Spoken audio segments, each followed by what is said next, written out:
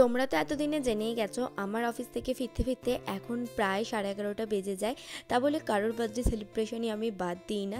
মেশোর জন্মদিন ছিল 2 জানুয়ারি, আর আমি না 1 জানুয়ারি কেকটা কিনে রেখেছিলাম, যদি অফিস থেকে বেরিয়ে কেকটা না পাই সেজন্য। আর এটা তো মেশো একদমই জানতো না, মেশোর জন্য একটা সারপ্রাইজ ছিল। তোমাদের সাথে এই ভিডিওটা শেয়ার করা হয়নি, কারণ তোমাদের সাথে তো আমি অনেক দিন হলো ভিডিও শেয়ার করিনি। তাই ভাবছি যতগুলো ভিডিও করে রেখেছি সবই তোমাদের সাথে আস্তে আস্তে শেয়ার করব। আর জানো তো সেদিনকে তেমন কিছুই করা হয়নি, কারণ মাসিমণি আর মেশো প্রায় শুয়ে পড়েছিল। আর দেখো মাসিমণি কিন্তু কম্বলের ভেতরেই ঢুকে আছে। আমি, চিন্টু, মাসিমণি, মেশো 4 জনে মিলে ছোট্ট করে বার্থডেটা সেলিব্রেট করলাম, কারণ তখন প্রায় 11টা বাজে। হ্যাঁ, সেদিনকে আমার একটু তাড়াতাড়ি অফিস থেকে ছুটি হয়ে গেছিলো। আসলে বলতে পারো আমি একটু তাড়াতাড়ি কাজ মিটিয়ে চলে এসেছিলাম বার্থডেটা সেলিব্রেট করব বলে, যাতে ওরা না শুয়ে পড়ে সেই জন্য।